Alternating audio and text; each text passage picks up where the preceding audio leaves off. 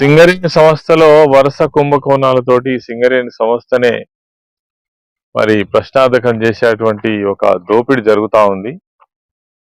ఎప్పుడైతే కాంగ్రెస్ ప్రభుత్వం అధికారంలోకి వచ్చిన తర్వాత వరుస కుంభకోణాలతోటి మరి సింగరేణి సంస్థ నామరూపాలు లేకుండా చేయడం కోసం ఒక దుర్మార్గమైనటువంటి ప్రయత్నం చేస్తుంది. ఒకనాడు సింగరేణి సంస్థ ఈ ప్రాంతంలో అనేక మంది పేదవాళ్లకు మరి ఉద్యోగాలు ఇచ్చిన సంస్థ.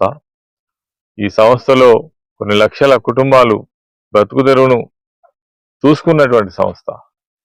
కానీ కాంగ్రెస్ ప్రభుత్వం ఈ ఓబీ కాంట్రాక్టర్ల విషయంలో కావచ్చు, అదేవిధంగా సోలార్ పవర్ ప్లాంట్ విషయంలో కావచ్చు, లేదంటే డెటోనేటర్కి సంబంధించినటువంటి మరి ఈ కాంట్రాక్ట్ విషయంలో కావచ్చు, లేదంటే ఇక్కడ పవర్ ప్రాజెక్టుల విషయంలో కావచ్చు, ఎక్కడ చూసినా కుంభకోణాల పరంపర కొనసాగుతున్నది. చివరగా ఈ స్పాట్ మీదకి వచ్చిన OC5 ఇక్కడ వీళ్ళు ఏం చెప్తున్నారు అని అంటే, అధికారిక లెక్కల ప్రకారం సింగరేణి వెబ్సైట్ లో చెప్పిన దాని ప్రకారము 4వ నెలలో 6 లక్షల మెట్రిక్ టన్నుల బొగ్గు ఈ ప్రాంతంలో నిల్వ చేయబడి ఉన్నది.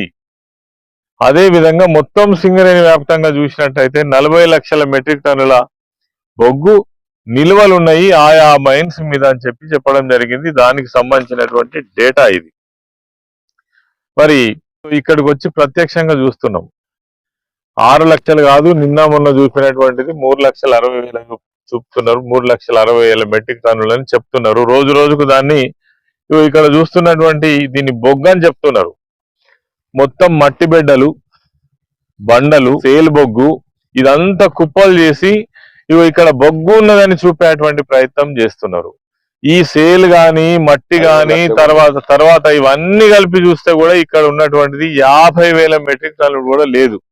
అంటే పచ్చి మోసం. రకంగా చెప్పాలంటే ఈ సంస్థను సర్వనాశనం చేయడంతో పాటు మరి కార్మికుల జీవితాలతోటి ఈ ప్రాంతం యొక్క ఆర్థిక అభివృద్ధితోటి ఆటలాడుకుంటున్నటువంటి ప్రభుత్వం ఈనాటి కాంగ్రెస్ రేవంత్ రెడ్డి ముఖ్యమంత్రి నాయకత్వంలో, అదేవిధంగా ఈ శాఖకు నిర్వహణ చేస్తున్నటువంటి బట్టి విక్రమార్క ఉప ముఖ్యమంత్రి నేతృత్వంలో ఈ సింగరేణి సంస్థలో అనేకమైనటువంటి అరాచకాలు జరుగుతున్నాయి.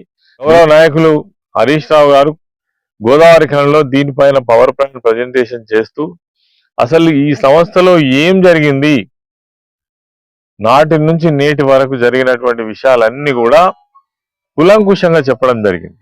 ఇదొక పెద్ద స్కామ్. 40 లక్షల మెట్రిక్ టన్నుల బొగ్గు ఉన్నదనేటువంటిది ఒక ఫేక్.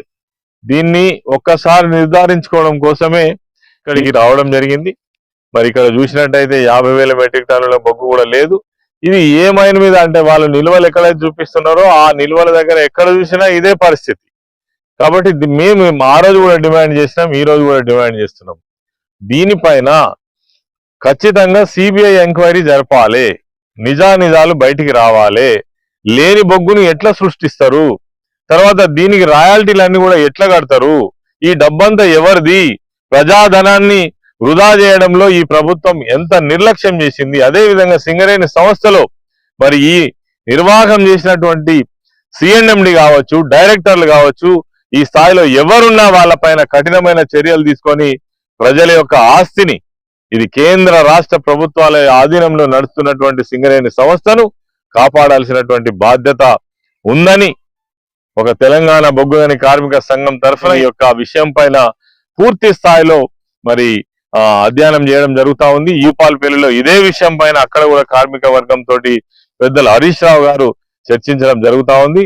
కాబట్టి ఈ విషయాలు అన్ని కూడా మరి ఖచ్చితంగా సిబిఐ ఎంక్వైరీ చేయాలని చెప్పేసి మేము డిమాండ్ చేస్తా ఉన్నాం. అదే విధంగా రావు గారు వచ్చి పలు విషయాలు ప్రస్తావిస్తున్న సమయంలో ఏదైతే సింగరేణి సంస్థలో కొనసాగుతున్నటువంటి ఈ మరి ఇప్పటి వరకు 400 మందిని అన్ఫిట్ చేసినప్పటికీ వాళ్లకు ఉద్యోగాలు ఇవ్వకుండా 6 నెలలు సంవత్సరం నుంచి పెండింగ్ లో పెడితే రావు గారు వచ్చి గట్టిగా మాట్లాడడం వల్ల ఈ విషయం బయటకు వస్తే మా ఇజ్జత్ పోతుంది, సిగ్గుపోతుందని సంస్థ కావచ్చు, ఈరోజు అధికారంలో ఉన్నటువంటి నాయకులు కావచ్చు, వెంటనే స్పందించి ఇలా 13వ తారీఖు రేపు వచ్చి బట్టి విక్రమార్క గారు 400 మందికి మరి వాళ్ళ యొక్క ఉద్యోగ నియామక సర్టిఫికెట్లు ఇచ్చేటువంటి గతి స్థితి ఈ రోజు సింగరేణి సంస్థలో ఉన్నది. ఒక సంస్థకంటూ నియమ నిబంధనలు ఉండాలి, వాటిని పాటించాలి. ఎవరో చెప్పాల్సిన అవసరం లేదు. గతంలో సింగరేణిలో ఎప్పుడు కూడా ఇంత పెద్ద మొత్తంలో రాజకీయ జోక్యం లేదు. కాంగ్రెస్ ప్రభుత్వం వచ్చిన తర్వాతనే రాజకీయ జోక్యం ఎక్కువైంది. కుంభకోణాల పరంపర కొనసాగుతున్నది. ఈ సంస్థను సర్వనాశనం చేయడం కోసమే కంకణం కట్టుకున్నది ఈ కాంగ్రెస్ ప్రభుత్వం, రేవంత్ రెడ్డి ముఖ్యమంత్రి అని ఈ సందర్భంగా తెలియజేస్తున్నాం.